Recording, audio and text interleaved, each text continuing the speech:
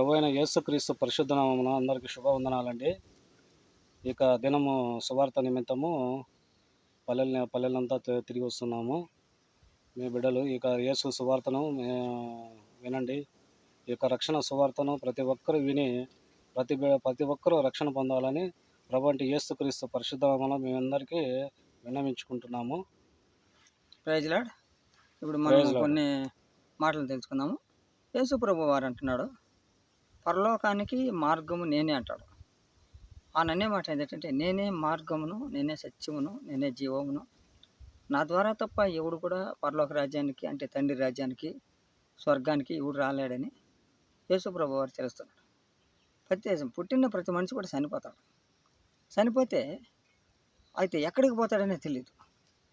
మన పాపాలు మనం ఒప్పుకొని మనం రక్షించబడితే ఆయన రాజ్యంలో వెళ్తాం. ఇదేంటంటే ఇప్పుడు 10th క్లాస్ పాస్ అవ్వాలనుకో, వాడు ఎగ్జాములు రాసి ఆ ఎగ్జాములో వచ్చిన మార్కులకన్నిటికీ కరెక్ట్గా సమాధానాలు రాసి అవి వచ్చిన తర్వాత అప్పుడు దిద్దిన తర్వాత ఆ మార్కులన్నీ కరెక్ట్గా ఉండాలి చూసి వాళ్ళు అప్పుడు అతన్ని క్వాలిఫికేషన్ చేస్తారు. అప్పుడు ఇతను పాస్ అయినాడని చెప్తారు. కాబట్టి దైవరాజ్యానికి పోవడానికి కూడా మనం దేవుడు ఇచ్చినటువంటి ఆజ్ఞలు పట్టించి ఆయనకు నమ్మకంగా నిలబడి ఆయన చెప్పినటువంటి ఆజ్ఞలతో మనం నిలబడినట్టయితే మనం కూడా ఆయన రాజ్యానికి వారసులం అవుతాం. పాపం నుంచి శాపం నుంచి విడుదల నుంచి మనం రక్షించబడి ఆయన నీతిమంతుడైన యేసుప్రభువుని నమ్ముకొని బాప్టిజం పొంది మన రక్షణ మారుమనసు కలిగినప్పుడు మన ఆత్మీయ రక్షణ మనకు దొరుకుతుంది. అప్పుడు మనం క్వాలిఫికేషన్ అవుతాం. అప్పుడు మనం రాజ్యానికి అర్హులం అవుతాం. ఊరికి పరలోక రాజ్యం పోదామంటే పోవడం కాదు. పరలోక రాజ్యానికి అందరికీ వెళ్ళిపోయేదని అర్హత సంపాదించుకోవాలి. అర్హత సంపాదించుకుంటేనే కలెక్టర్ పాస్ అవుతారు. కాబట్టి కలెక్టర్ పాస్ అవ్వాలంటే కలెక్టర్ యొక్క ఆ యొక్క చదువు అంతా పూర్తి చదువుకొని రావాలి. ఆ ఎగ్జామ్స్లో కూడా అన్నింటిలో కూడా పూర్తిగా పాస్ అయి ఉండాలి. పాస్ అయినప్పుడు ఐఏఎస్ ఐపీఎస్ అనేది వస్తుంది. ఊరికే ఐపీఎస్ ఐఏఎస్ అంటే ఎట్నుంచి వస్తుంది, రాదు.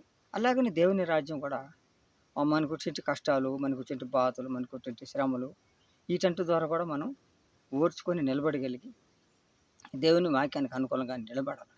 అలాంటప్పుడు మన కుటుంబాలకి ఈ కష్టాల నుంచి మనం రక్షించబడతాము. మనకు మేలు కలుగుతుంది. మనకు ఈ యొక్క పరీక్షలో మనం గెలిచినప్పుడు నిత్యరాజ్యాన్ని స్వతంత్రించుకుంటాం.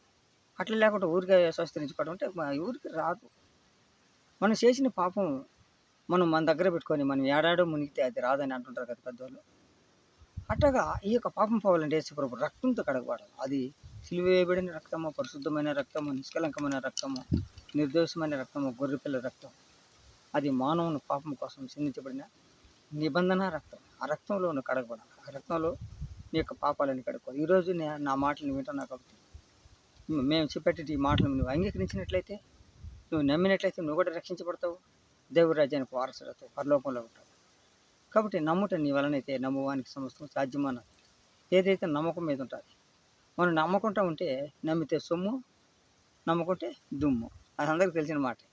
కాబట్టి అలాగ మనం ఉండాలని దేవుడు తన వాక్యాన్ని దీవించి ఆశీర్వదిస్తాడు. Okay, praise Lord. Praise Lord. ఉంటాం. ఓకే, మంచిది.